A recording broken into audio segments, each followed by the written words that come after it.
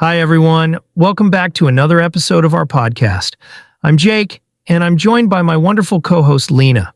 Hi, everyone. So good to have you here with us. Whether you're a longtime listener or it's your first time tuning in, welcome to the show. We're really grateful that you're taking the time to join us today. Honestly, your support means everything to us. Yes, it's amazing to see how many of you are actively working on improving your English. And the fact that you're doing it while enjoying these conversations, it's the best combination. Absolutely. Learning a new language can feel like climbing a mountain, but every step counts. And just by listening to podcasts like this, you're already making incredible progress. Exactly. Immersing yourself in real conversations is such an effective way to learn. You get to hear how words and phrases are used naturally, and it's so much more engaging than just studying from a textbook. And let's not forget, English is not just about grammar or vocabulary, it's also about understanding culture, emotions, and the little nuances in how people communicate. Yes. That's why we always try to keep these podcasts light, conversational, and packed with useful insights. Speaking of insights, today's topic is something I think a lot of people can relate to: social media addiction. Oh, yes. It's such a big part of our lives now, isn't it? But it's easy to let it take over. Exactly. So, in this episode, we're going to talk about our own experiences with social media and share some simple tips on how to use it more mindfully. Yes, and as always, we'd love to hear your thoughts and tips too. So stick around till the end.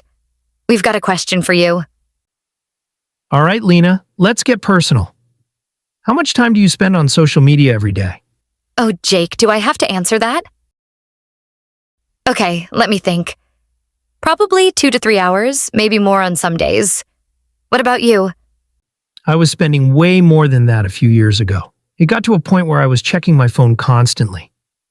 First thing in the morning, during meals, before bed, it was like my phone was glued to my hand. I know exactly what you mean. Sometimes I'd open an app to quickly check something, and suddenly an hour would go by without me even noticing. Oh, totally. And the worst part is, I didn't even feel good afterward.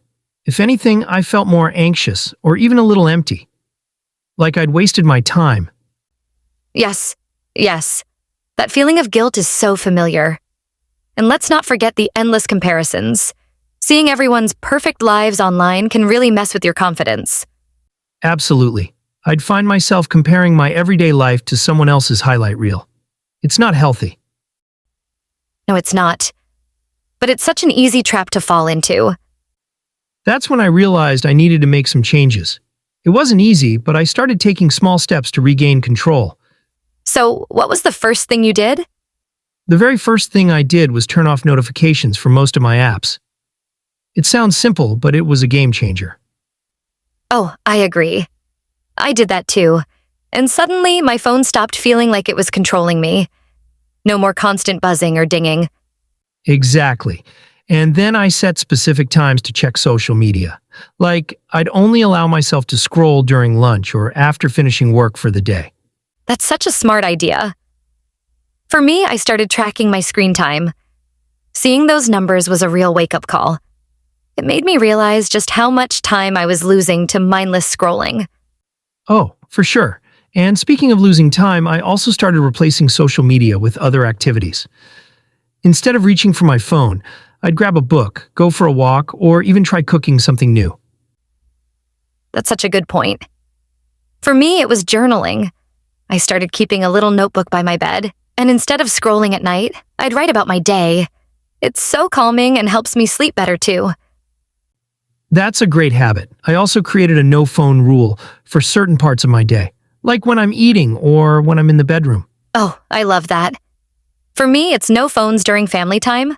It helps me stay present and really connect with the people around me. That's so important. It's amazing how much more you notice and enjoy life when you're not glued to a screen.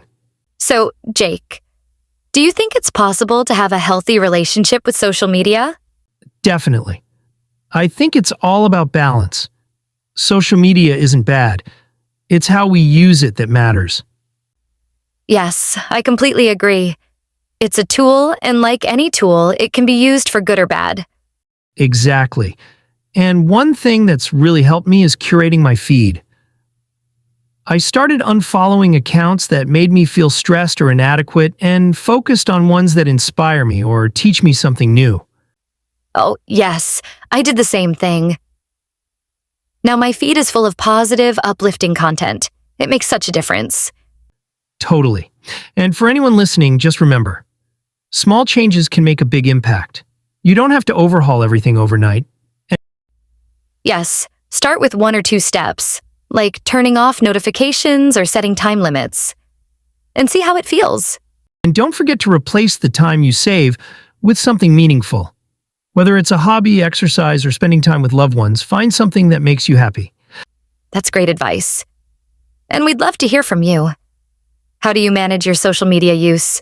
Do you have any tips or stories to share? Yes, let us know in the comments. Your experience might inspire someone else to take that first step. Before we wrap up, just a quick reminder to check out the playlist in the description. We've covered so many great topics in previous episodes, and there's something for everyone. Yes, and if you found this episode helpful, please give it a thumbs up and consider subscribing to the channel. Your support helps us keep creating content like this, and we truly appreciate it. Thank you so much for joining us today. Take care, and we'll see you in the next episode. Bye for now. Bye. And don't forget to share your thoughts in the comments.